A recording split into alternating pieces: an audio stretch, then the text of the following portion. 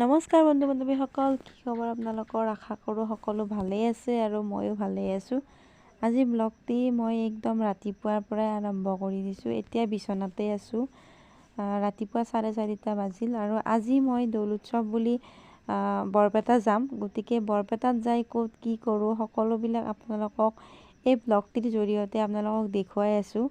গতিকে মই দৌল উৎসৱৰ আপোনালোকক বহুত শুভেচ্ছা আৰু শুভকামনা যাচিলোঁ। এই ৰঙেই যেন আপোনালোকৰ জীৱনত সকলোৰে ৰং কঢ়িয়াই আনে তাকে কামনা কৰিছোঁ। এতিয়া বিচনাতে আছোঁ, একদম 4:30 বাজিল। এতিয়া উঠি গা পা ধুই লওঁ, তাৰপিছত আপোনালোকক লগ পাই আছোঁ। এতিয়া যাবৰ বাবে পূৰা ৰেডি আৰু যিখিনি যোগাৰ লাগে সেইখিনি ওলাই ল'লোঁ আৰু ময়ো ওলাই মেলি গা পা ধুই পূৰা ৰেডি হৈ লৈছোঁ। আৰু এইজনী উঠিছে, যিহেতু তাইৰ পৰীক্ষা চলি আছে সেইবাবে তাইও উঠিছে 4টা বজাত পঢ়িবৰ বাবে। পৰীক্ষা মানে এনে নুঠে, পৰীক্ষাৰ কাৰণেহে উঠিছে। পূৰা ওলাই মেলি ৰেডি আৰু বহুতৰ ঘৰলৈকে যাই আছোঁ। মইহে উঠিছোঁ, তাই বা কি কৰিছে বলক তালৈ যাওঁ। কিন্তু মই ফোন কৰিছোঁ, তাই কৈছে যে তাইৰ হোৱাই নাই। মই গা পা ধুই ৰেডি হ'লোঁ, তাই তথাপিতো মানে তেতিয়ালৈকে উঠা নাই। এতিয়া বলকচোন কি কৰি আছে চাওঁ। ৰাতিপুৱা আজি বহুত দিনৰ মূৰত মানে ইমান ৰাতিপুৱা উঠিছোঁ মই। এনেতো ইমান ৰাতিপুৱা নুঠোঁ, 6:30 বা 7টা বা 7:30 এই 3টা টাইমতহে উঠোঁ। কিন্তু আজি বহুত সোনকালে উঠিলোঁ, ভাল লাগিছে পৰিৱেশটো। এতিয়াও আমি কিমান সোনকালে উঠিছোঁ আৰু এইটোক চাওক এতিয়ালৈকে চাওক, দেখিছেনে? হয় না? ট্ৰেইনখনে কি মানে ট্ৰেইনখন টাইম নেকি, ৰখি থাকিব নেকি তাইক? মানে অকণমান তুমি দেৰিকৈ উঠা, আমি অলপ লেট কৰি দিম।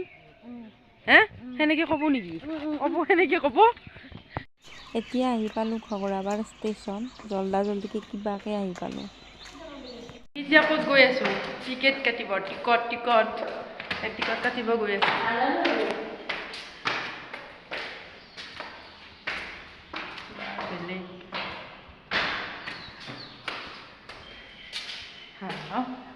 অ'হো, এটা মানুহ নাই চাগে, টিকট দিয়াই নাই।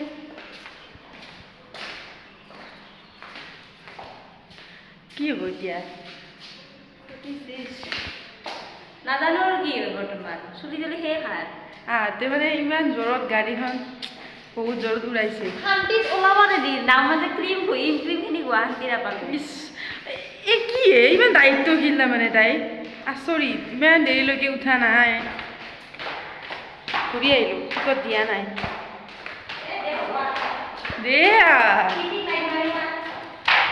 কামৰ মানুহ ষ্টেচনত ট্ৰেইন অহা নাই। কি কয় এনেকুৱা লাগা নাই যে কি যে হ'ব, মানে কি এটা মানুহ নাছিলে, এইমাত্ৰ আহিছে বাৰু। অলপ এতিয়াৰ পৰা মানুহ নাছিল, এতিয়া আহিলে। আৰু এইটো হাই কি হৈছে জানেনে? তাৰমানে তাইৰ খং উঠি আছে।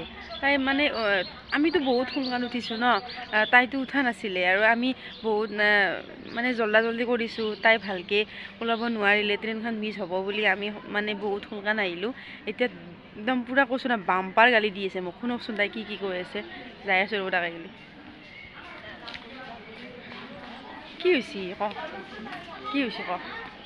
ইমান জল্দি উঠাইছি মোক, এতিয়ালৈকে ট্ৰেইনত দেখা দেখি নাই। চাহ একাপ খাব নাপালোঁ, টেবলেটটো খাব নাপালোঁ গেছৰ। হৈছে মোৰ অৱস্থা। ইমান দেৰিকৈ উঠিছে, সেনেতো কৰিমে ন। অ'হো, ট্ৰেইন আহি গ'ল আমাৰ।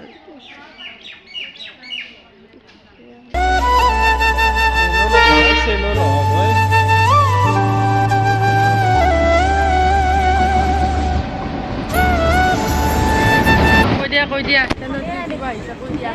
ঠাণ্ডাতে একদম বহি আছোঁ, ঠাণ্ডা লাগি আছে। ৰাতিপুৱা গা ধুইছোঁ মই, বাপৰে বাপ, ঠাণ্ডা। ইমান ডাঙৰ কাম এটা হৈছে।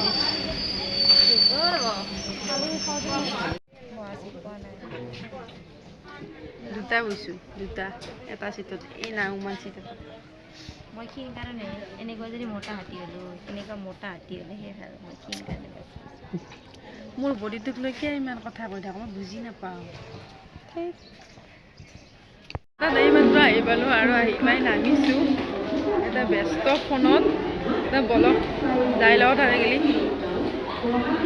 আহি পালোঁ গাড়ী চাড়ী নাযাওঁ অলপমান জেগা খোজকাঢ়ি যাওঁ গাড়ীৰ পৰা নামিলোঁ ইমান গাড়ী উঠিছোঁ আমাৰ কাৰণে স্বাগতম বুলি লিখি ৰাখিছে ইয়াতে বৰ্ডখন বাৰু দেখাই আছোঁ আপোনালোকক দেখাই আছোঁ সম্পূৰ্ণ বিশেষকৈ দেখা আমাৰ কাৰণে আমি নলবাৰীৰ পৰা আহিছোঁ ন বহুত কষ্ট কৰি মইতো গুৱাহাটীৰ পৰা আহিছোঁ তাৰপিছতে মানে আৰু নলবাৰীৰ পৰা আহিছোঁ তো সেইকাৰণে আমাৰ কাৰণে বিশেষকৈ স্বাগতম লিখিছে বাকী থাকিলে এতিয়া আমি কিবা এটা খাই ল'ব লাগিব প্ৰথম কথাটো হ'ল ভোকটো তামাম লাগি আছে আমি একোতো খাই অহা নাই ৰাতিপুৱা চাহ খাব শান্তিত খাব নিদিল মোক সেইটো কথা কিমান বাৰ কয় ভাবকচোন আৰু ৰাতিপুৱা জানে তাইয়ে প্ৰথম উঠিছে আৰু বেলেগে কোনো উঠা নাই আৰু মোৰ কাৰণে ৰাতিপুৱা উঠা বহুত কষ্টকৰ মই মানে ৰাতিপুৱা উঠা অভ্যাস একদমেই নাই মোৰ মই উঠোঁ 8টা বজাত উঠি কিনে ডিউটি যাৱাৰ কাৰণে ৰেডি হওঁ তো মই ৰাতিপুৱা উঠিব নোৱাৰোঁ বহুত কষ্ট মোৰ মানে বৰ গোটেই ডেইলি ডাটাটো মই আপোনালোকক দি আছোঁ এদিন বেলেগকৈ দিম আজি নালাগে लत है नंदलाल धरती अंबर उड़े गुलाल ये होली खेलत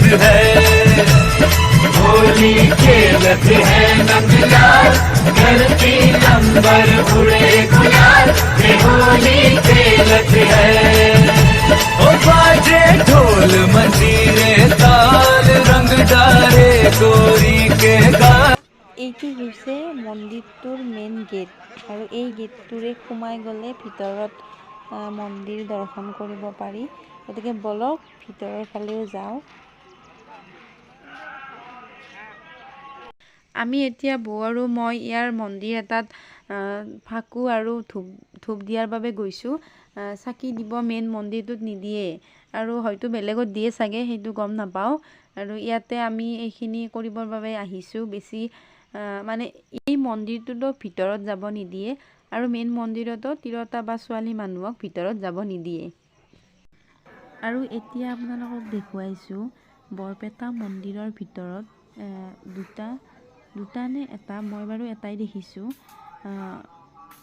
তুলসী গছৰ এইটো এটা খুঁটা দেখিছে আপোনালোকক দেখুৱাইছোঁ মই আৰু যিসকলে জানে বাৰু জানেই নাজানাখিনিৰ বাবে মই কৈ দিছোঁ তুলসী গছৰ খুঁটা চাওক কিমান ডাঙৰ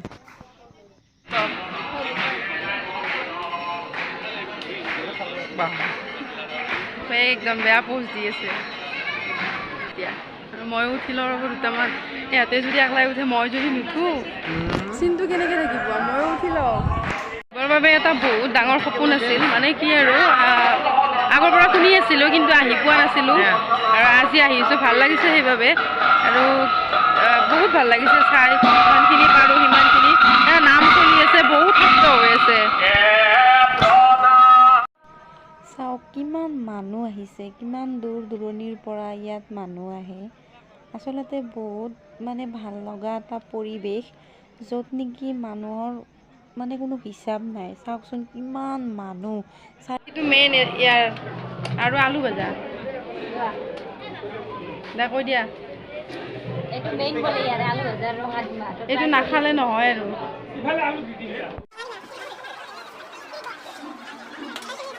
এই যে মানুহখিনি দেখিছে ইয়াত যে আলু ভাজাটো বহুত ফেমাছ তাকে এওঁলোকে বিনামূলীয়াকৈ খুৱাই আছে বহুত ধুনীয়া মানে এটা পদক্ষেপ আৰু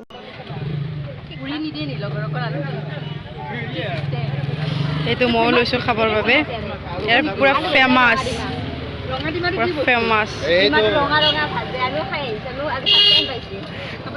তাৰ পৰা ওলাই আহিছোঁ বহুত দেৰি হৈ গ'ল মানে কি মোৰ গাটো মাজতে বহুত বেয়া আছিল সেইবাবে ব্লগ কৰা নাছিলোঁ আৰু এতিয়া আহিছোঁ এতিয়া 5টা মানে বাজিলে 5:45 ট্ৰেইন থকা বুলি কৈছে কিন্তু যোৱালৈকে বহুত দেৰি হৈ যাব যদি পাৰোঁ ভিডিঅ' কৰিম নোৱাৰিলে নাই বাৰু চাই থাকিবচোন ভিডিঅ'টো এতিয়া আহি পালোঁ ঘগ্ৰাপাৰ আৰু ইয়াত কিবা এটা খাই লওঁ বুলি ভাবিলোঁ আজিৰ ভিডিঅ'টি ইমানখিনিয়ে আছিল আৰু যদি ভিডিঅ'টি চাই ভাল পালে তেতিয়া লাইক কমেণ্ট শ্বেয়াৰ কৰি দিব আৰু চেনেলটো ছাবস্ক্ৰাইব কৰিব আৰু যিসকলে নতুন হয় প্লিজ চেনেলটো ছাবস্ক্ৰাইব কৰিব বাই বাই